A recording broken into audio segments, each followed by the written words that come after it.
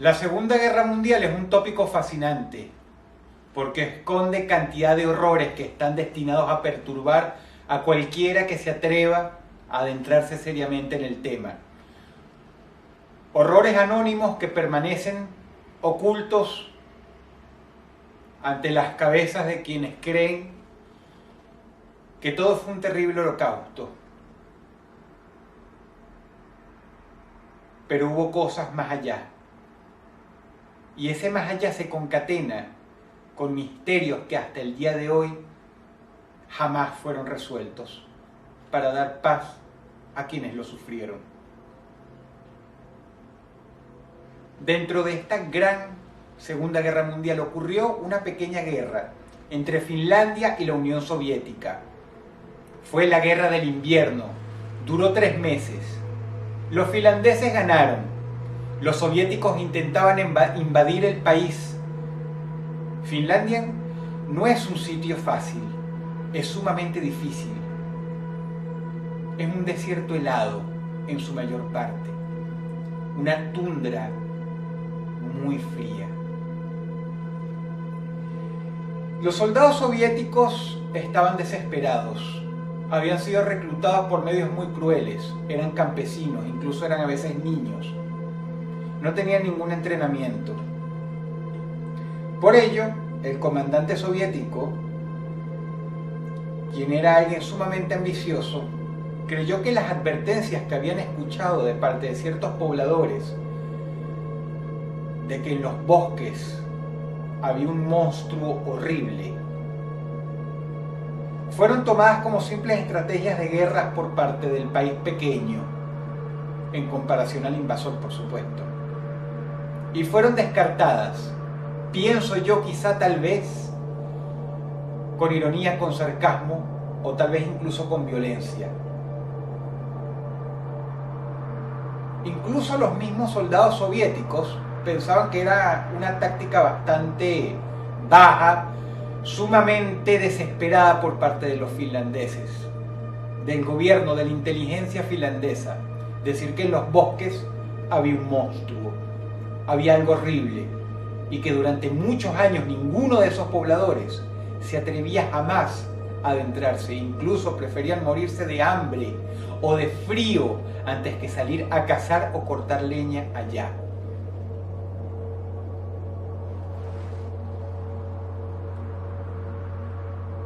Los soviéticos estaban sufriendo bajas terribles, pero no era por ningún monstruo en primer momento.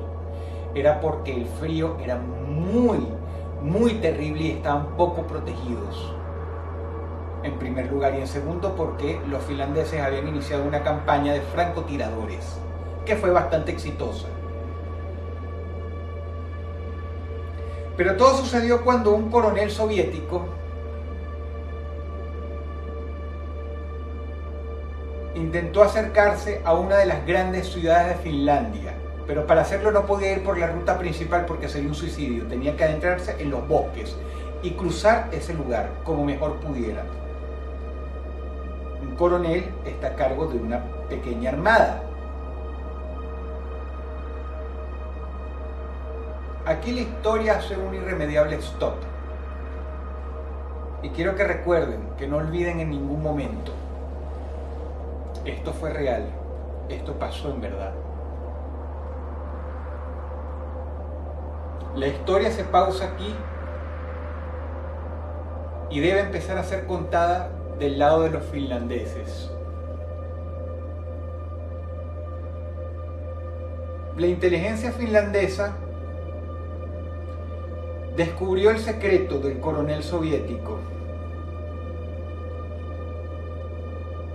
Sabía que se estaban acercando con una armada, con muchos soldados,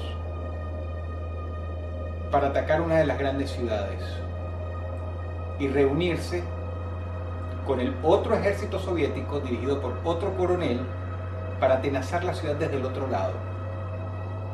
¿Por qué se enteraron? ¿Porque algún soldado soviético chivateó? No, porque encontraron a todo el batallón muerto en el bosque.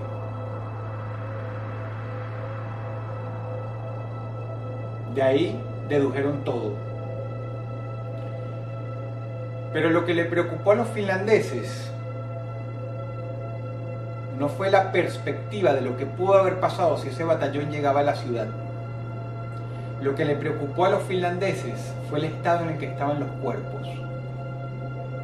Decir que simplemente eran cadáveres es muy poco. Es no hacer honor a la carnicería, al horror, a los mutilamientos e inclusive a los despellejamientos que dieron lugar. Habían sido completamente masacrados.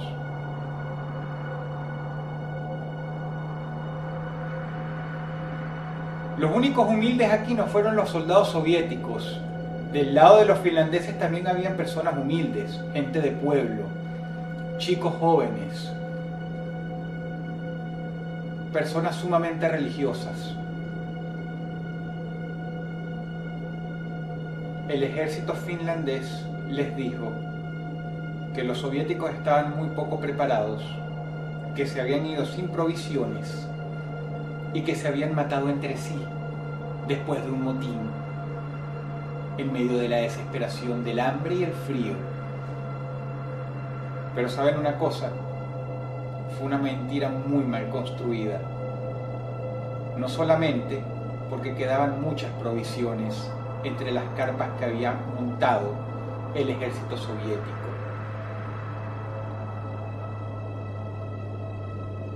sino porque además ellos simplemente se negaron a creer que un ser humano tuviera no solo la fuerza, tuviera no solo el poder, tuviera no solo la maña, sino simple y llanamente la maldad de hacerle eso a otro.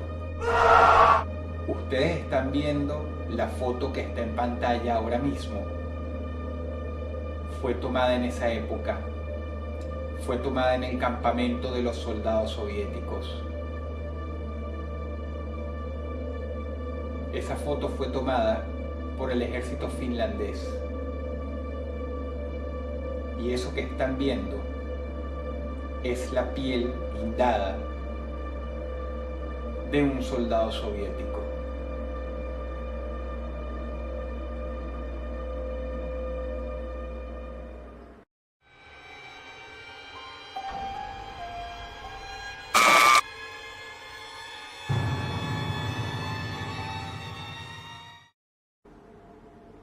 Es una gran mentira creer que las historietas de superhéroes son solo cosa de niños, de adolescentes o de jóvenes adultos.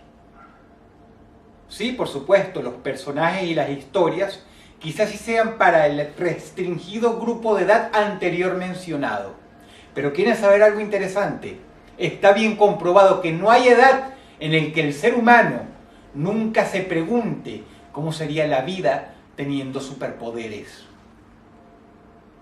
Seguro cuando somos niños queremos simplemente saltar por el balcón y volar. O lanzar energía con las manos. Pero conforme vamos madurando, nosotros no abandonamos esos pensamientos, esas fantasías. Empezamos a ponderar cómo sería la vida si pudiéramos leer la mente.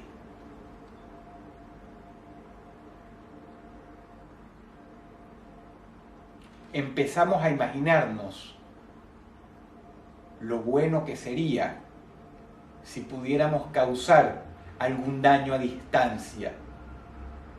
Y pocos son los que tienen el corazón para contemplar cómo sería de manera realista todo eso y lo peligroso que nosotros podríamos ser. Ora por volvernos un déspota sanguinario y anónimo. Ora porque simple y llanamente no sabemos cómo controlarlo en una sociedad que no sabe que tenemos un poder especial y que es mejor que no lo sepa. Eso lo sabemos todos implícitamente, eso lo sabemos todos en el tuétano mismo. Nadie debe enterarse porque nuestra vida se volvería un infierno. Quiero que ponderen cómo sería, de manera realista, tener algún superpoder. ¿Creen que en verdad mejoraría vuestra vida? En especial sin tener ningún guía. Imagínense esto. Hay dos niños jugando. David está sentado en la grama. Es un buen chico. Todavía es muy joven, pero se puede vislumbrar que va a ser un buen estudiante. La maestra lo quiere muchísimo, tiene un nexo especial con ella. David está con Robert y están jugando a un juego típicamente norteamericano, indios y vaqueros. Una sociedad tan acostumbrada a las armas como la norteamericana no ve nada de malo en esto. Así que David se levanta y empieza a corretear a Robert, y Robert lo corretea de vuelta. Y como David es un niño sumamente humilde, sumamente manso, él toma el papel del indio y no le importa. Robert está detrás de él, apuntándolo con una escopeta de aire. ¡Bang, bang, bang! Por supuesto, el pobre Robert no sabe que en esa época las escopetas no eran ametralladoras, así que va ¡bang, bang, bang! Y David va corriendo, más para complacer a su amiguito que por diversión propia, porque él todo lo que hace es correr. Pero entonces el juego toma otra vuelta natural, otra vuelta completamente normal, en la que simple y llanamente David finge recoger la escopeta de Robert y apuntarlo así. Y le dice con su linda voz de niño: ajá, tengo tu arma, ahora vas a ver. David lo mira y dice: ¡bang! En ese momento, por pura casualidad, la cabeza de Robert explota en un lindo maremoto de tonos rojos y color carne. David abre los ojos y la boca en consonancia poco a poco mientras las aletas de la nariz se van hinchando. Su piel se vuelve roja y empieza a gritar llorando. Y los gritos pronto se convierten en aullidos. Salen los padres de David, salen los padres de Robert, quienes estaban bebiendo dentro de la casa. La mamá de Robert se pone a gritar, se jala de los pelos, va corriendo, se lanza sobre la grama y recoge tiernamente el cuerpo decapitado, con los guindajos sanguinolentos de carne colgando, todavía chorreando de su hijito, y grita, y grita, y grita, y el papá se desmaya. ¿Qué va a hacer la policía? La policía obviamente les dice a los padres de Robert que esto es algo que ocurre un promedio de 26 veces al año en los Estados Unidos. Fue la culpa de una bala perdida. Algún maldito imbécil se puso a limpiar su escopeta y mató a su hijo. Vamos a encontrarlo. Pero obviamente no pueden encontrarlo y el caso se dificulta muchísimo porque siendo una escopeta es bastante fácil saber la distancia desde donde se debió haber disparado. Y ningún vecino tiene escopeta.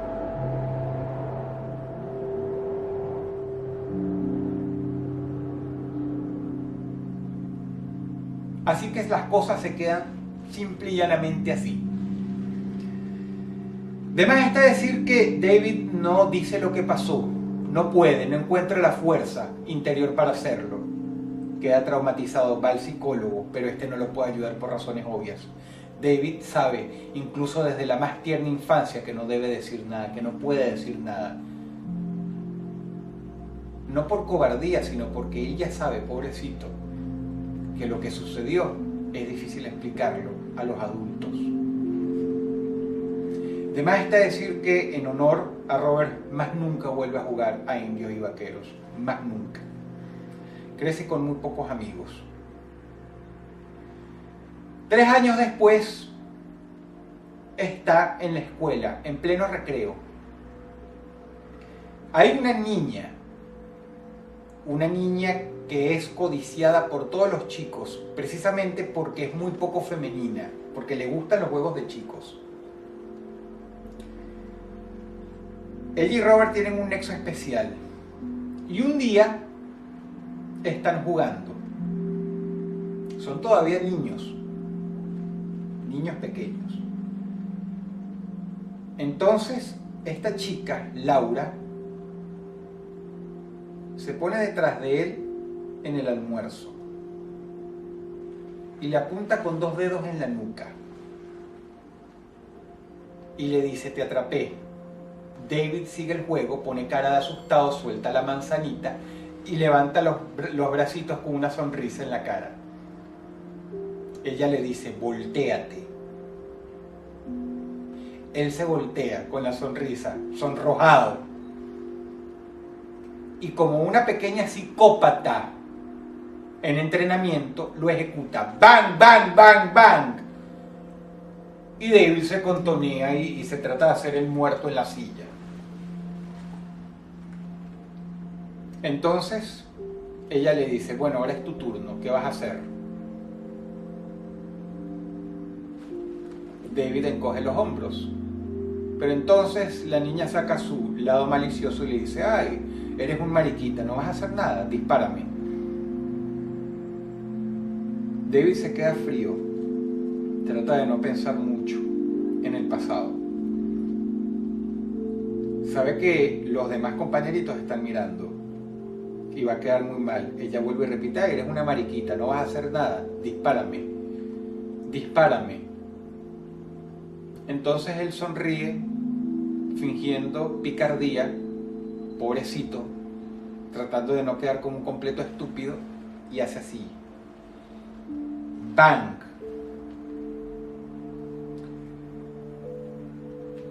El cuerpo de Laura sale disparado por lo menos unos 5 metros.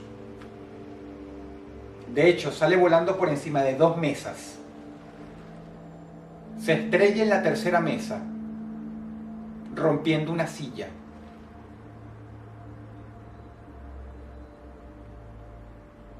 Ya estaba bastante muerta para el momento que su cráneo se fracturó al darse contra el reverso de la mesa. Y tal fue el impacto que incluso perdió un bracito. David lo único que hizo fue apuntarle en el plexo solar. Los niños gritaron y se volvieron locos. Y de David, mejor ni hablar del pobre David. Pobrecito. Él se puso las manos en la cabeza y empezó a gritar y a llorar descontroladamente. Gritó incluso más duro que los demás. Mucho más duro que los demás. Llegaron los padres de Laura, llegaron los padres de todo el mundo. ¿Y qué iban a hacer los adultos? Catalogarlo como otra bala perdida y como una horrible, horrible, horrible, digna del Guinness coincidencia. David crece solitario, sin amigos, reprimido, pero tiene muchas cosas maravillosas que ofrecer al mundo. Tiene muchas cosas maravillosas que ofrecerle a sus seres amados. Así que cuando tiene 20 y tantos años, se consigue una novia a la que ama con toda su alma, con toda su alma. No por el simple amor en sí, que ya es mucho, sino porque es lo que tiene, más allá de sus padres. David la ama muchísimo. Pero qué pena que un día tuvieron una pelea normal, completamente normal. Y él lo único que hizo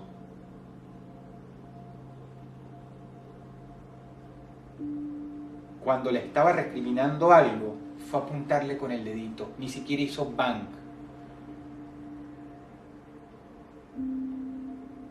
La cabeza de Clarice voló en pedazos. Así que ahí está David, quien no llamó a la policía, sentado al lado del cadáver de su novia. Su pantalón de pijama está manchado con sangre, siente la humedad en sus muslos. Y lo único que le queda al pobre David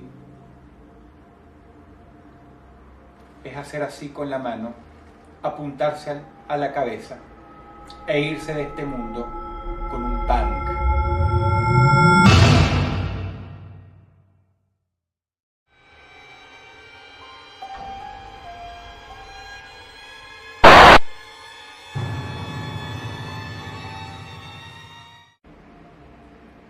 Considero que no hay mejor manera de cerrar la jornada que con una historia real. Esto en verdad sucedió. ¿Ven las imágenes que están en pantalla ahora mismo? Quiero que les echen un muy buen vistazo.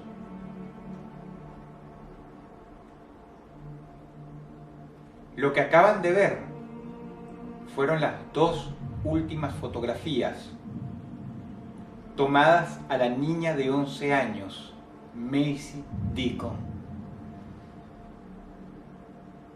Los Deacon eran una familia muy pudiente que vivían en el sur de los Estados Unidos.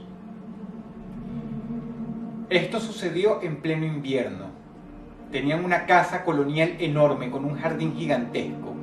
Los árboles estaban secos, las plantas muertas, el cielo gris.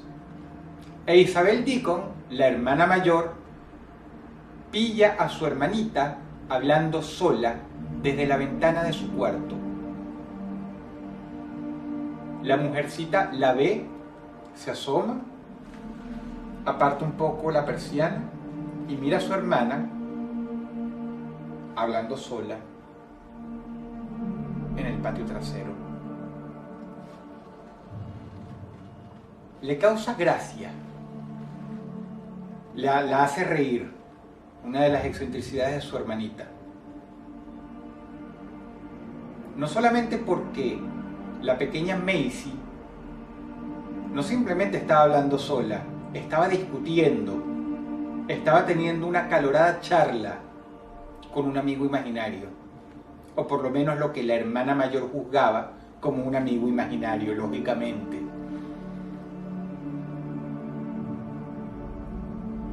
Isabel decide no pelarse ese bonche, así que agarra la cámara fotográfica, que en aquella época era grande y compleja, baja las escaleras rápidamente, sale por la puerta de la cocina y le toma esas dos fotografías que ustedes acaban de ver a su hermanita menor.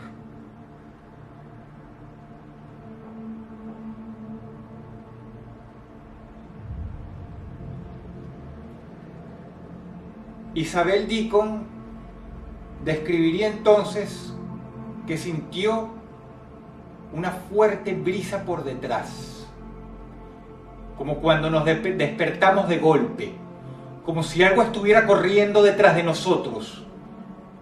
Se siente como un brío, algo acercándose rápidamente. Y cayó desmayada.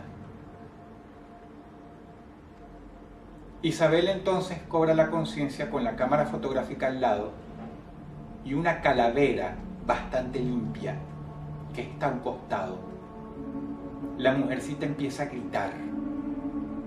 Grita y grita y grita.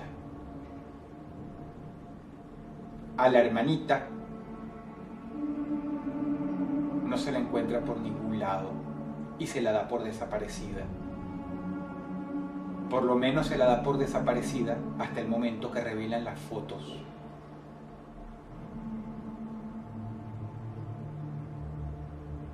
Este es uno de los misterios más horribles que hay. Pero se cree que la calavera que aparece en la fotografía, junto a la niña, es nada menos que la calavera de ella misma. Y por cierto, la figura oscura que está detrás de ella jamás fue identificada.